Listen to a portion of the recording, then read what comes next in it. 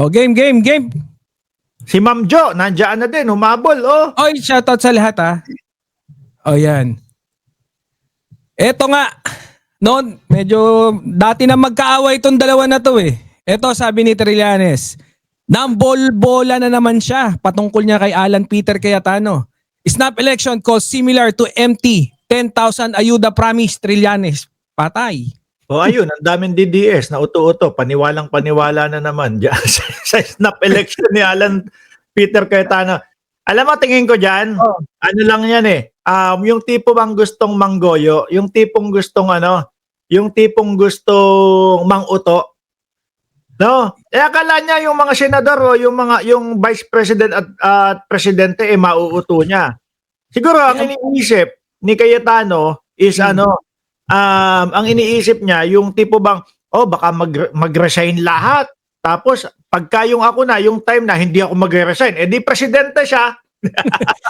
Ang problema nito, binara siya nung kapatid niya. Ang sabi, unahan mo. Oo.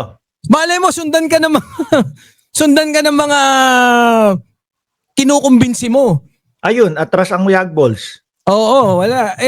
Meron siyang mga paliwanag dyan pero pinatulan siya ni Senator Trillanes eh. Kasi nga, maalala mo ba nung senador pa I think nung panahon ni Duterte na kung saan etong si Alan Peter Cayetano pinatayan ng mic ni Senator Trillanes? Akala mo lalaban din ng Oo. pero inop niya. ampaw yung imbitasyon niya na dapat talaga practice what you preach. Yan din naman mga sigaw ng mga fellow natin mga commentator. Yan din yung mga sigaw nila na kesyo dapat unahan talaga kung talagang seryoso siya, unahan niya. Tingin ko, isa pa doon sa tingin ko dyan, kay Peter Cayetano, yung tipo bang meron, minsan, madalas lutang moment yung na yan senador na yan Naalala mo siguro 2 weeks ago, parang may sinasabi siya, kung di ako nagkakamali, doon sa parang vote buying, siya ba yun? Naalala mo yun? Hindi. Sige, yung something like that na vote buying.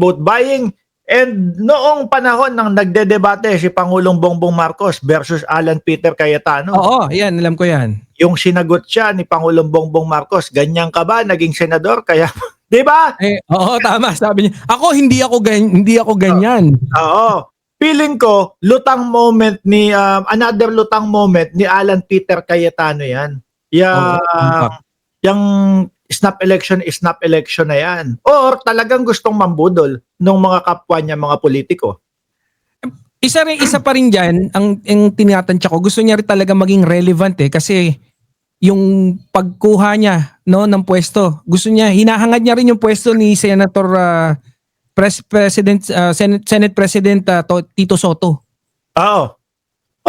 Sila mga DDS, di ba? Kaya lang, parang masyado ng sobrang gulo. Kung sakaling mangyayari, nag-aanuhan na lang kayo? Kasi gusto nilang i-save yung mga yung mga nagkukuditahan, Oo. Gusto nilang ma-save yung mga nasasangkot na mga senador diyan sa kagaya ng mga flood control, 'di ba, maestro? Kagaya na flood control, kagaya ng mga ghost project, tapos esto pa, ang masakit sa ulo ni Bato na parang pinukpok sa ulo niya. Yung ICC pa. Yung ICC. Lahat yan. Pero kamakailan lang, ganun din naman kasi, kamakailan lang nagkaroon ng kudita na kung saan inalis nga sa pwesto si Mig Zubiri. Ang pangit naman tignan, na sa isang panahon ng administrasyon, magkakaroon ng multiple na Senate President. Ano ulit? Nawala ka Ako ba nawala? Oo. Sabi ko, ako pala yung nawala. Anyways, yun nga yung sabi ko, na kamakailan, nagkaroon lang ng kudita na kung saan inalis sa pwesto si Mig Zubiri. Pangit naman kung ang mangyayari, papalitan ulit. Diba? Tapos, nag-take over si Chis Escudero, tapos ngayon, si Tito Sota na ang Senate President. Pangit naman kung in a span of few months, meron na naman tayong Senate President.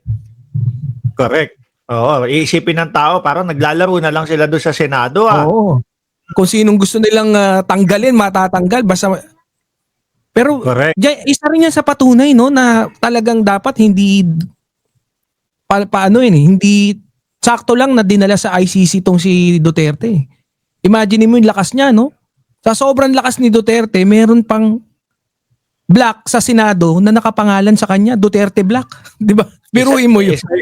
Isa din yan sa dahilan kung bakit imposibleng mapagbigyan yung interim release nila. Bukod doon sa walang tumatanggap na bansa kay dating Pangulong Duterte para kupkupin doon sa interim release, isa din yan dahil nga nakikita nila na talagang meron pang puwersa si Duterte sa Senado na kung pauuwiin nila or ang husgado ng Pilipinas ang gagawa niyan sa kanya, ganito ang mangyayari. Mapupolitika at baka pakawalan lang. Kawawa yung mga Biktima. Biktima, oo. Mm-mm. Diba? Oy, opinion nito kasi Raf sa Boss Chris Ninja, shoutout. Eto, punta tayo rito sa sunod nating topic. Si Kita Boss mo ba? Saltec. Eto, favorite mo to Lakihan mo nga, hindi ko makita yung I-zoom out mo nga. Si Boy Saltec. Ayan. Basahin ko. Hindi, alam Eto. ko yan. Alam mo na ba yan? Oo. Yung October 12 na yan, meron silang ginaganap na meeting sa A12. Para dyan sa A12 na yan, sa Santa Mesa. Alas 8 ng gabi. Tapos, imbitado pa si Torion. Ewan ko kung bakit imbitado si Torion. Kasi, yan yung plano nila na magkakaroon, anak ng tinapa, people power na naman mga kababayan, yung pinaplano, no? Ayun lang. Nakailang people power na ba sila? Atempa? Nakailan na? Ewan ko, kulang na yung daliri ko para bilangin ko yung mga people power attempt nila Di ba? Nakailang people power na yung mga yan. Tapos, base doon sa naibalita sa akin, alas 8 ng gabi, yung kanilang tagpuan sa Santa Mesa para i-meeting yan. At the same time, imbitado si Torion. Hindi ko alam kung bakit imbitado si Boy English na attorney. Wala naman di alam yun dinadaan lang sa English para magmukha na matalino siya. No? Tamo, nakakulong nga si Kibuloy hanggang ngayon. Walang... Oo. Iniimbitahan. Siguro para meron pampadami na kasama yung mga KOJC. Oo.